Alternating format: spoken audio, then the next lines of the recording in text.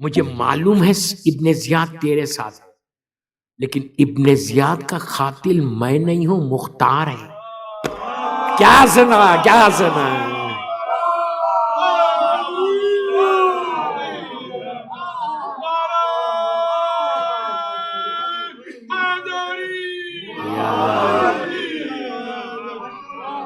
میرے مولا نے کہا کہ مختار مارے گا اس کو۔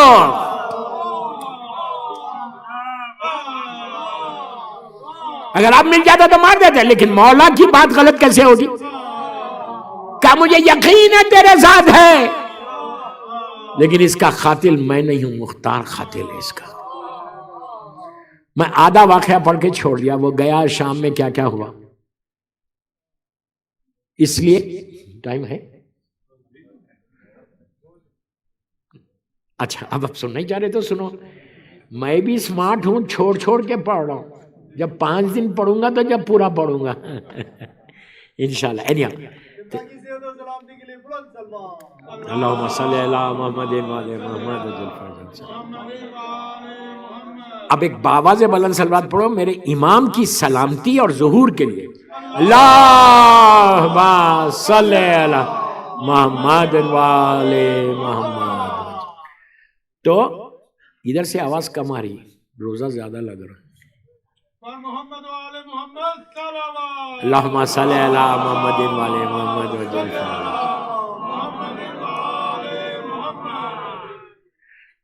ابن زیاد شام پہنچا، یزید واصل جہنم ہو گیا،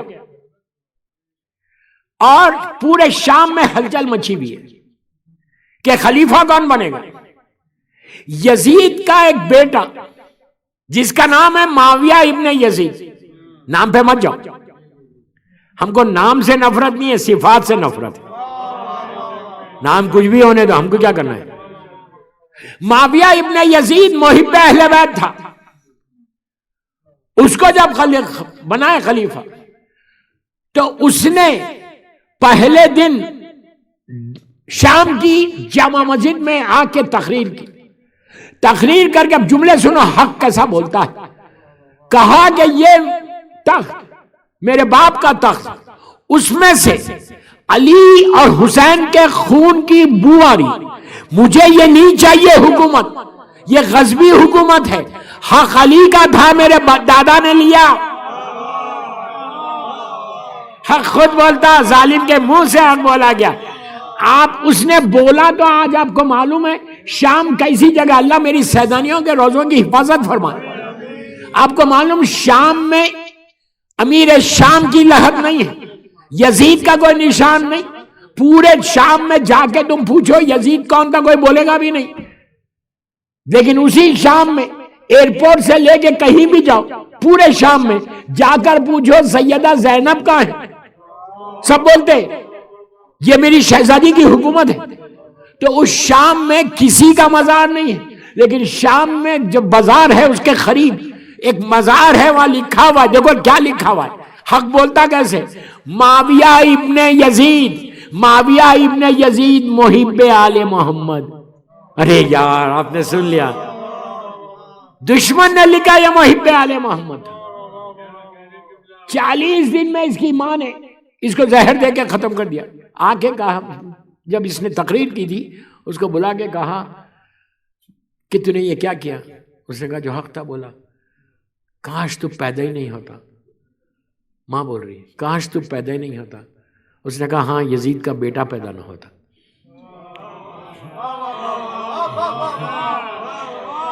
یزید کا بیٹا پیدا نہیں ہوتا۔ 40 دن میں یہ ختم ہو گیا۔ ادھر ابن زیاد پہنچا، کیسا ظالم تھا دیکھو، یہ پہنچا وہاں پہ مروان پہنچ چکا تھا پہلے سے۔ کون مروان آپ جانتے، ظالم ترین، اس کی نسل پہ قیامت تک لعنت ہے۔ مروان پہنچ گیا تھا، یہ مروان بوڑھا تھا، ایجڈ تھا، زیادہ ینگ نہیں تھا، ابن زیاد تھوڑا سا ینگ تھا ظالم۔ پہنچا، اس یہ گیا سیدھا مروان کے پاس، جا کے کہا سنو تم خلیفہ بن جاؤ۔ تو اس نے کہا میرے اوپر کون بیعت کرے گا، میرے ہاتھ پہ کون کرے گا؟ کہا میں کروں گا، اور جو میں یہ سونا چاندی ڈائمنڈز لایا ہوں نا بصرے سے لوٹ کے، جیسا یزید پیسے بانٹتا تھا تو بھی سب کو پیسے بانٹ، اب بانٹ کے جیسا آج کے زمانے میں ووٹس خریدے جاتے نا، سب سے بیعت کروا لے اور میں ساری دولت میں دوں گا، لیکن ایک کنڈیشن میں کہ مجھے 1 لاکھ کا تو لشکر دینا، مجھے کوفہ جانا ہے اور جا کے علی کے شیعوں سے بدلہ لینا ہے۔ اس وقت لوگ میری جان کے دشمن بنے ہوئے، تو خلیفہ بن جا، اور ایک کام یہ کر کہ یزید کی بیوہ سے شادی کر لے تو اور مضبوط ہو جائے گا۔ اس نے کہا یار اتنا اچھا offer, not a bad idea, یہ ایج میں مجھے مل رہا۔ یہ ظالم نے ایکسیپٹ کر لیا، ایکسیپٹ کر کے ابن زیاد نے اس کے ہاتھ پہ بیعت کی اور یہ یزید کی بیوہ کو آفر کیا، وہ ظالمہ نے نکاح کیا، نکاح کر کے اب دونوں گزار رہے تھے، مروان خلیفہ بن گیا۔ بننے کے بعد اس نے 1 لاکھ کا لشکر تو ابن زیاد کو دیا، جس نے جا کے وہاں پہ ظلم کیا، سلیمان سے جنگ ہوئی اور پھر آگے بڑھا۔ ادھر یزید کا دوسرا بیٹا تھا، وہ دربار میں آیا،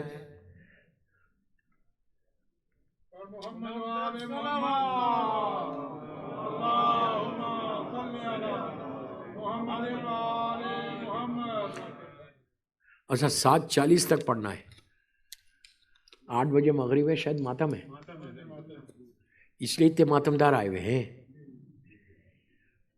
اچھا تو بہرحال صلوات پڑھے محمد وآل محمد، ماشاءاللہ۔ ماتم روز رکھوائیے کہ ماتمدار آئیں روز، ماتم تو ہماری پہچان ہے بھائی، ماتم ہم کرتے ہیں، ظالم کے چہرے پہ تماچا پڑتا ہے۔ ماتم میں خود ماتمدار ہوں بھائی، خم ماننے والا ہوں، میں ماتمدار مولوی ہوں۔ تو یہاں پہ ابن زیاد کا، یزید کا ایک بیٹا تھا چھوٹا، اس کا جو اس کے خالد جس کا نام تھا، بہت چھوٹا تھا، وہ ایک دن دربار میں گیا، مروان کے پاس گیا تو اور جا کے ستانے لگا کہ یہ میرے باپ کا تھا اور یہ تھا اور وہ تھا۔ مروان نے ایک تماچا مارا، وہ روتا ہوا ماں کے پاس آیا، ماں نے کہا یہ تو جوان ہے، کس نے مارا؟ اس نے کہا جو نئے ڈیڈی ہے نا انہوں نے مارا۔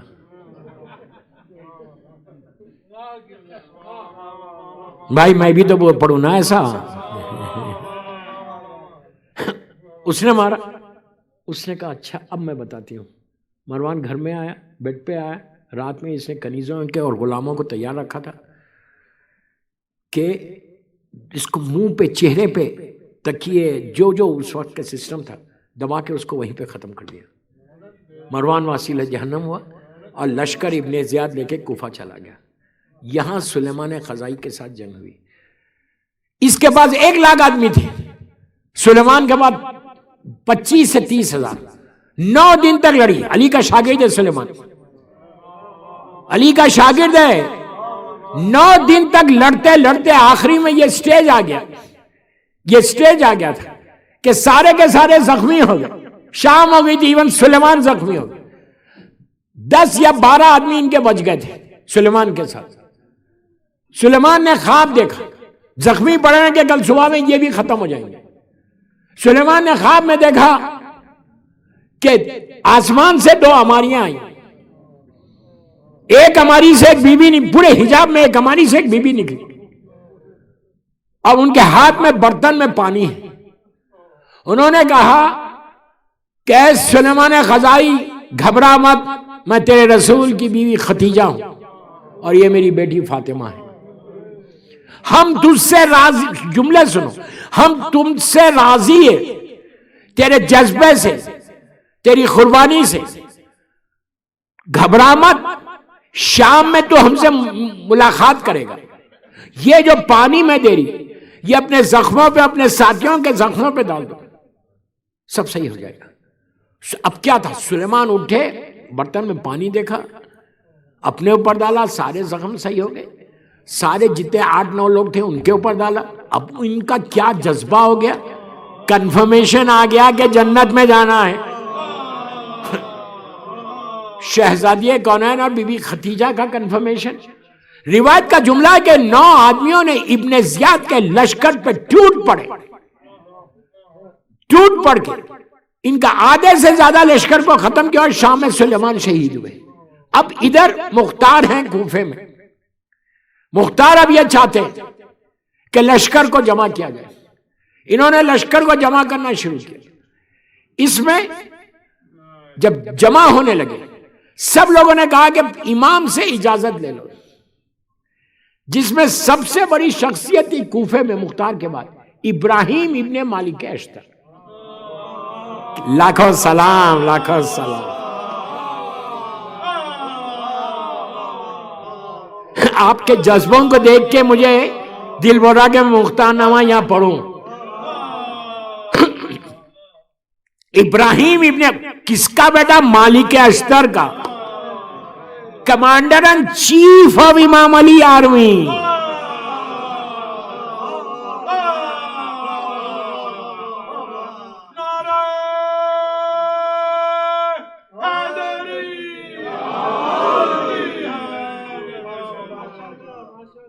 Commander in chief. ایک جملہ سن لو مالک اشتر کو میرے مولا نے کیا کہا, خوش ہوں گے آپ. مالک, میں انشاءاللہ شبوں کے مجلسوں میں جناب مالک اشتر کے بارے میں بھی کچھ پڑھوں گا, کیسا مولا کا غلام تھا یہ. جناب مالک اشتر اس پرسنالٹی کا نام ہے. مولا کے لشکر کے کمانڈر ان چیف مولا حسن مولا حسین کے موجودگی میں یہ کمانڈر تھے.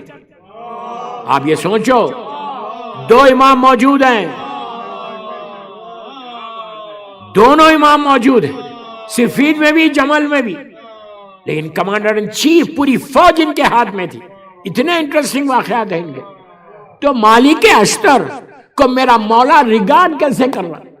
مالک کے لیے کہتے ہیں کہ مالک میرا سیدھا ہاتھ ہے. یار امام وقت سیدھا ہاتھ بولے, مذاق ہے.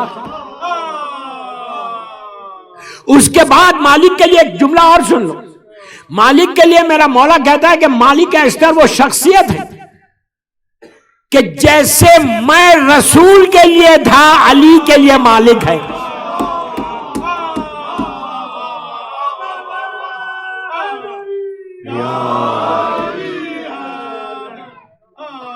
ابراہیم ابن مالک اشتر نے کنڈیشن رکھا ان کے بیٹے نے مولا سے, جناب مختار سے, کہ آپ امام کی رضا لے لو, چوتھے امام کی. آپ سوچو اس دور میں, دشمن دور میں, اس وقت کے شیعہ کوئی کام ایسا نہیں کرتے تھے جو مرضی امام کے. کتنی بڑی بات ہے, کتنی. آج ہم کو بھی اپنے دل سے فتوے نہیں دینا, جو مرجع دیا وہ اس پہ عمل کرنا. شریعت کو اپنے ہاتھ میں کبھی نہیں لینا. تو چوتھے امام کی رضا نہیں آئی, لیکن رضا الگ وجہ سے آئی ہے. محمد ابن حنفیہ سے آئی, اس لیے کہ امام نے کہا کہ میرے چچا موجود ہیں, محمد حنفیہ سے تم اجازت لے لو. محمد حنفیہ اس وقت طائف میں تھے, تو ان سے اجازت آئی. اس کے بعد ابراہیم نے جوائن کیا. اب جناب مختار نے خروج کیا کوفے میں. دوستو خروج 10 منٹ رہ گئے. خروج کیا, خروج کر کے یزید کا جو گورنر تھا اس کو واصل جہنم کیا, کر کے وہاں پہ آپ کی حکومت قائم ہو گئی. حکومت قائم ہونے کے بعد پہلا جو مختار کا خطبہ تھا اس میں یہی تھا کہ ہم حکومت کرنے نہیں آئے, بلکہ ہم کو خون حسین کا بدلہ لینا ہے. ہم کو کوئی لالچ نہیں ہے حکومت سے, ہم کو کچھ نہیں چاہیے. ہم کو مولا حسین کے اوپر جو ظلم ہوا اور ظلم کا بدلہ ہم کو لینا ہے. ہم چن چن کے قاتلوں کو ماریں گے. اس وقت کوفے میں شمر ظالم, عمر سعد, خولی, یہ سارے کے سارے, ہرملہ, یہ سارے کے سارے ظالمین کوفے میں تھے. اور مختار نے نام نہیں لیا کسی کا, کم چن چن کے ماریں گے. فوراً کہا کہ لسٹ تیار کرو کہ کون کون کربلا گیا تھا. لسٹ تیار ہونے لگی. آپ کو ایک بات اور یہاں روک کے بولو, جناب مختار کے لیے اتنا نازک وقت تھا کہ اتنے ریکمنڈیشنز آتے تھے کہ اس کو چھوڑ دو, اس کو چھوڑ دو. ایون آپ سوچ سکتے کہ کربلا کا جو سب سے بڑا ظالم, سب سے بڑا کیا, سب بڑے ظالم, اس میں عمر سعد کتنا بڑا ظالم ہے. عمر سعد سگا بہنوئی تھا. مختار کی جو چھوٹی بہن صفیہ تھی اس کا شوہر تھا. مختار نے یہ بھی بڑا انٹرسٹنگ واقعہ ہے, میں واقعہ نہیں پڑھ رہا, مختار نے یہ بھی برداشت نہیں کیا کہ میری بہن بیوہ ہو جائے, لیکن عمر سعد کو اس انداز سے مارا.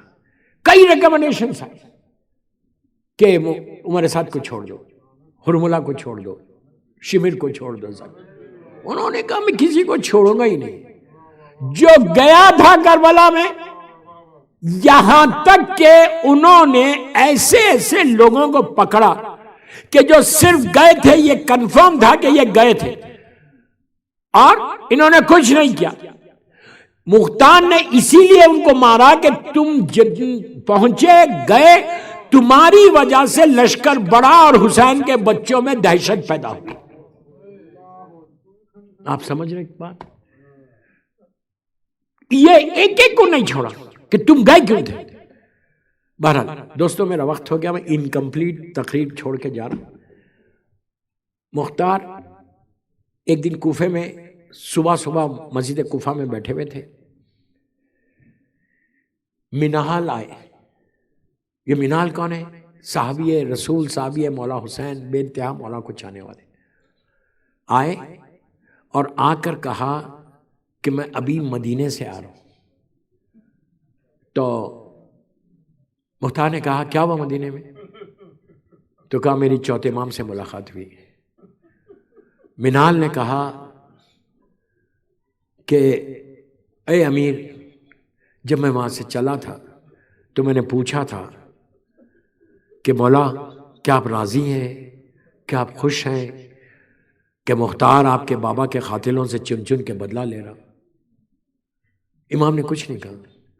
پھر منہال نے پوچھا مولا آپ خوش ہیں کہ آپ کے بابا کے قاتلوں سے مختار چن چن کے بدلہ لے رہا؟ منہال کہتا ہے مختار سے کہ میرے امام کا سر جھکا ہوا تھا, سر کو اٹھا کے کہا منہال یہ بتا کیا ہرملہ پکڑا گیا؟ آہستہ مت رو, آہستہ مت رو. کیا ہرملہ پکڑا گیا؟ اس وقت تک ہرملہ پکڑا نہیں گیا تھا. منہال آل دا وے مدینے سے کوفہ آیا.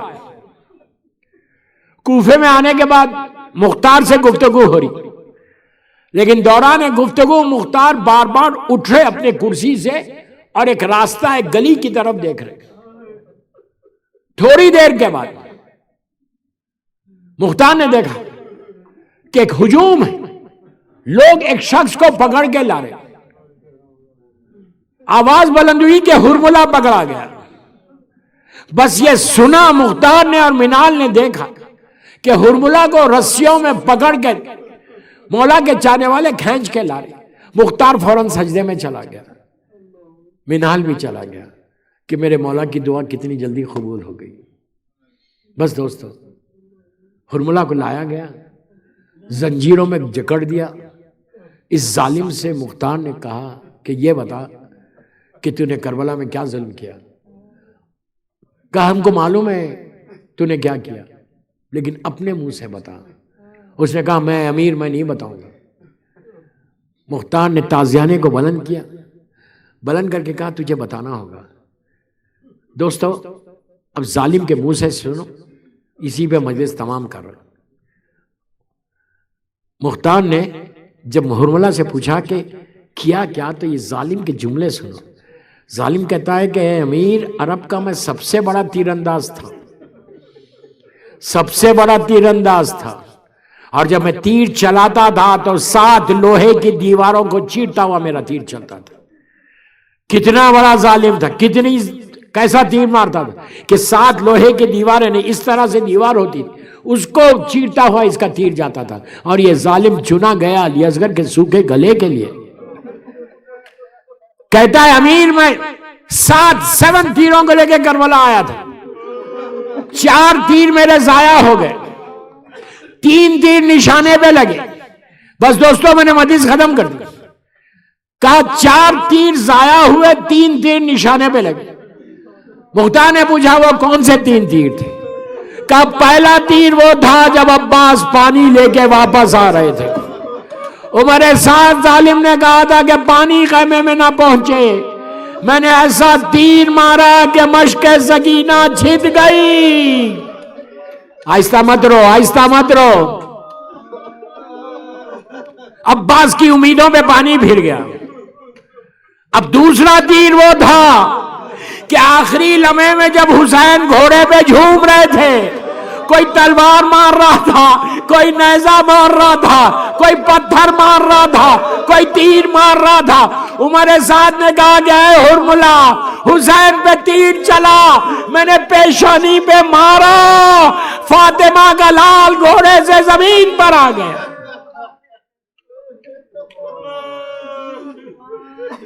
اس کے بعد کہتا ہے کہ تیسرا تیر وہ تھا جب حسین علی اصغر کے لیے پانی مانگ رہے تھے. میں نے حدیث ختم کر دی. پانی مانگ رہے تھے.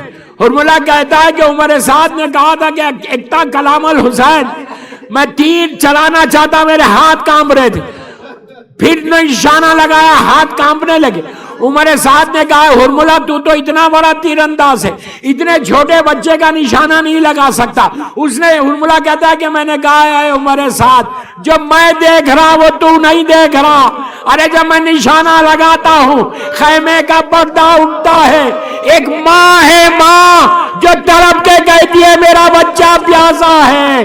اب ہرملا کا تیر چلا، حسین کے ہاتھ میں علی اصغر منقلب ہو گئے. امام نے آسمان کی طرف دیکھا.